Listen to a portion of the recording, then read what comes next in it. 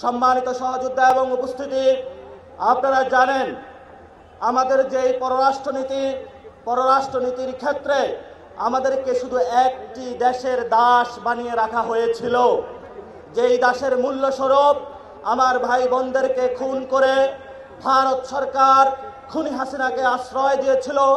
কিন্তু আমরা গণ অভ্যুত্থান পরবর্তী বিশ্ব মঞ্চে নতুনভাবে বাংলাদেশকে হাজির করতে চাই। বিশ্ব মঞ্চে বাংলাদেশের যে সম্ভাবনা রয়েছে, তরুণ প্রজন্মের যে সম্ভাবনা রয়েছে, আমাদের নারীদের যে সম্ভাবনা রয়েছে, বাংলাদেশের বৈচিত্র্যের যে সম্ভাবনা রয়েছে, বাংলাদেশের কৃষ্টি কালচারের যে সম্ভাবনা রয়েছে, বাংলাদেশের মুসলমানদের যে সম্ভাবনা রয়েছে, বাংলাদেশের ইসলামিক জনগণের যে সম্ভাবনা রয়েছে, সেই সম্ভাবনাগুলো আমরা বিশ্ব মঞ্চে হাজির করতে চাই।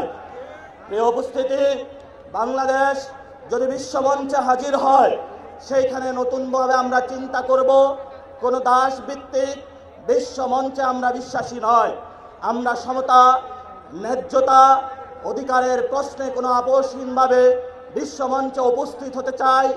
আমরা আমাদের এখানে রোহিঙ্গা সংকট থেকে শুরু করে গাজা সংকট, কাশ্মীর সংকট, ইয়ামিন সংকট থেকে শুরু করে বিশ্বের যে জায়গায় নিপীড়িত মানুষ রয়েছে, তাদের সাথে আমাদের পররাষ্ট্রনীতির প্রথম ধাপ সংযোগ হবে। বিশ্বের যারা মুসলিম জননেতা রয়েছে, বিশ্বের যারা নিপীড়িত মানুষ রয়েছে, তাদের সাথে ঐক্যবদ্ধ হয়ে আমরা নতুন বিশ্ব মঞ্চে স্থাপিত হতে চাচ্ছি, বিশ্ব মঞ্চে নিজেদের জয়গান গড়তে যাচ্ছি।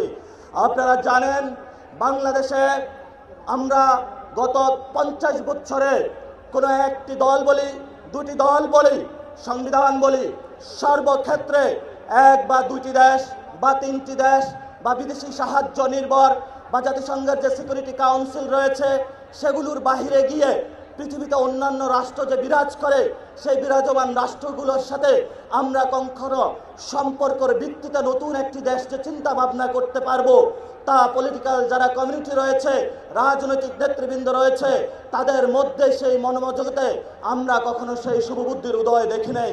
আমরা নতুন বাংলাদেশের জন্ম দিতে চাই বিশ্ব মঞ্চে, যেখানে নিপীড়িত মানুষের সাথে সংযোগ হবে, আমাদের সার্বভৌমত্ব নিয়ে, আমাদের অধিকার নিয়ে, আমাদের নতুন নতুন বয়ান নিয়ে বিশ্বের যেই সিকিউরিটি কাউন্সিল হোক, যেই কোনো মোড়ল আসুক, যদি আমাদের অধিকার প্রশ্ন, আমাদের ন্যায্যতার প্রশ্নে তারা কোনো কথা বলতে চায়, তা ভিত্তিতে আমরা কোনো আপোষ নয়। নতুন বাংলাদেশ, নতুন বিশ্ব মঞ্চ গঠনে আমরা নতুনভাবে আবির্ভূত হব।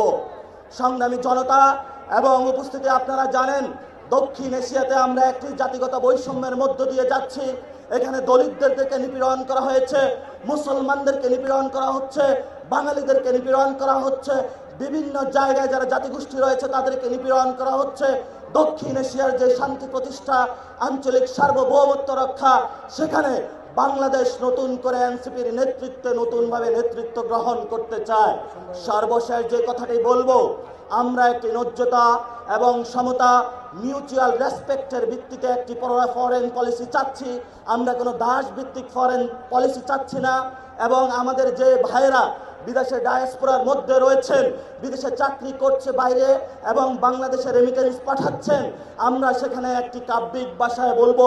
কবি বলেছিলেন, যেখানেই বসন্ত তোমার সেখানেই সীমান্ত আমার। আমরা বলবো, যেখানেই বাঙালি আমার, যেখানেই মুসলমান আমার, যেখানেই বাংলাদেশিরা আমার, সেখানেই সীমান্ত আমার। আমাদেরকে যতটুকু সীমান্ত দিয়েছেন, আমরা যেখানে বাংলাদেশিরা বসবাস করে সবাইকে নিয়ে নতুন বিশ্ব গঠন করতে চাই। আমাদের সাথে থাকবেন। নতুন বিশ্ব মঞ্চে এনসিপির নেতৃত্বে জয়গান হবে, সেই ভরসা রাখুন। পরিশেষে যারা উপস্থিত হয়েছেন, লড়াইটা জারি রাখুন। আপনারা 1 বছর ধরে মাঠে আছেন, কোনো টাকা পয়সা ছাড়া, কোনো তদবির ছাড়া, কোনো টেন্ডারবাজি ছাড়া, কোনো চাঁদাবাজি ছাড়া। আপনারা নিরেট মানুষ। এই পঙ্কিলতা থেকে মুক্ত হয়ে, যদি পাপ থেকে মুক্ত হয়ে আপনাদের এই লড়াই ধরে রাখতে পারেন, ইনশাল্লাহ এই শহীদ মিনার থেকে আমরা গণভবনে গিয়েছিলাম। আগামীতে আজকে ইনশাল্লাহ নাহিদ ইসলামের পক্ষ থেকে যে কর্মসূচি ঘোষণা করা হবে, সারা বাংলাদেশের কর্মসূচির মধ্য দিয়ে এই শহীদ মিনার থেকে ইনশাল্লাহ আমরা পার্লামেন্টে গিয়ে সরকার গঠন করব। সেই সরকার গঠনের আহ্বান জানিয়ে জাতীয় নাগরিক পার্টির প্রত্যেকটি নেতাকর্মীকে মাঠে থাকার জন্য আহ্বান জানাচ্ছি। ধন্যবাদ সকলকে।